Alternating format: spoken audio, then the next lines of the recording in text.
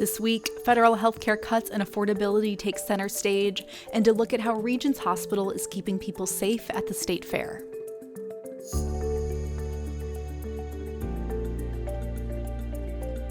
Welcome to the August 28th edition of Healthline, the weekly news podcast from the Minnesota Hospital Association. I'm Abby Mochtig. And I'm Maddie McGurran. Federal cuts to healthcare were in the spotlight this week as U.S. Representative Betty McCollum brought together voices from across the healthcare sector for a roundtable at Gillette Children's. Panelists discussed the impact of federal cuts to the Medicaid program, the expiration of ACA tax credits, and other reductions going into effect as a result of H.R. 1.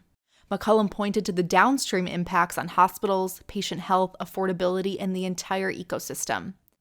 About 17,000 Minnesotans have already dropped their MNsure health coverage, and more than 140,000 more Minnesotans are predicted to lose Medicaid coverage.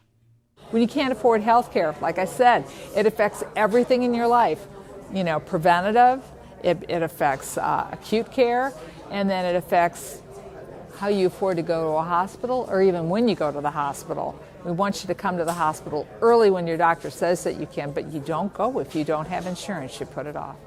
McCollum also decried the federal government's move to withhold $500 million in Medicaid funding from flowing to the state, describing it as an attack on every single Minnesotan. The Minnesota Hospital Association's Director of State Government Relations, Danny Ackert, highlighted other stresses that are pushing hospitals and health systems to the brink. The cost of drugs, supplies, and everything else that it takes to care for patients are at historic highs. Those are costs that our members absorb, not prices we set. Minnesota Senate Majority Leader Aaron Murphy, MNsure CEO Libby Callum, State Medicaid Director and Minnesota Department of Human Services Temporary Commissioner John Connolly, and the Gillette Children's President and CEO Barbara Jors also spoke at the event. And at the state capitol this week, GOP nominee for governor and Minnesota House Speaker Lisa Demuth laid out her plan to address affordability during a press conference. Maddie McGurran has more. Demuth's plan largely focused on rooting out fraud in Minnesota's social safety net programs, which she credited with driving up the cost of living for Minnesota families. If elected, she would direct her administration to find $1 billion in savings across all agencies. That is where the state's responsibility is. Making sure fraud ends, respecting and protecting taxpayer dollars, and getting this back on track. Demuth's affordability proposals also include cutting the income tax rate for the state's lowest earners, eliminating the state tax on Social Security benefits, and capping all car tab fees at $99. During the Capitol press conference, she also floated potential changes to the state's paid family and medical leave program.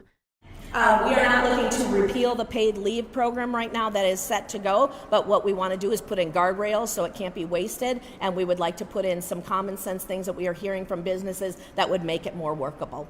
Demuth's affordability agenda didn't directly address the healthcare sector, but her campaign signaled that a specific healthcare plan is on the way. Senator Amy Klobuchar, the DFL nominee for governor, has her own affordability plans. Klobuchar and other Democrats are pointing to the federal government's moves as the main driver of increased costs for Americans, such as the extensive cuts to Medicaid signed into law last summer. Klobuchar has said that she plans to create a state tax credit to offset health insurance premiums, should Congress again decline to reinstate the federal subsidies that expired last year. And in Washington, the Trump administration this week proposed a more than $100,000 fee for H-1B visa applications for skilled foreign workers.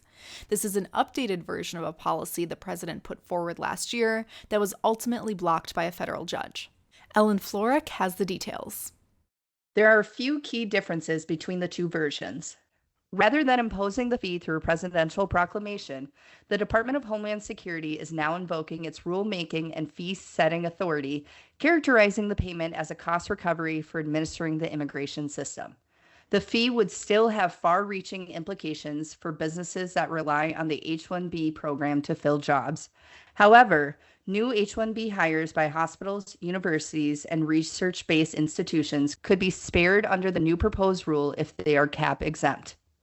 The size of the fee makes it likely to invite renewed challenges over whether it requires congressional authorization to impose.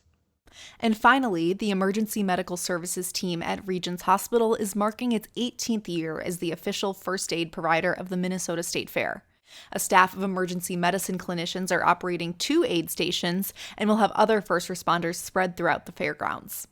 EMS Medical Director Dr. Nick Maleska told Fox 9 the team will see an average of 4,500 patients over the nearly 2-week period. We see everything that you would see in a city of 200,000 people. Some things might be just indigestion from too much good fair food. Sometimes we see bee stings, we see trips, we see falls, and we do see more serious things like heart attacks, strokes, and sometimes even cardiac arrests. With nearly 2 million people expected to attend this year, Regions is offering some health and safety tips to fairgoers. Drinking plenty of water and wearing sunscreen can make a huge difference, as can bringing along any life-saving medical interventions that may be needed in an emergency, like prescription medications, insulin, inhalers, and EpiPens. If those things fail, making sure that if you're starting to feel lightheaded, muscle cramps, excessive sweating, or feeling a little bit nauseous, that's probably time to either take a rest or find one of us at one of our aid stations so we can help. The State Fair runs through Labor Day, September 7th. That's it for This Week from Healthline, a weekly news podcast from the Minnesota Hospital Association. I'm Abby Mochtig. And I'm Maddie McGurran. Thanks for listening.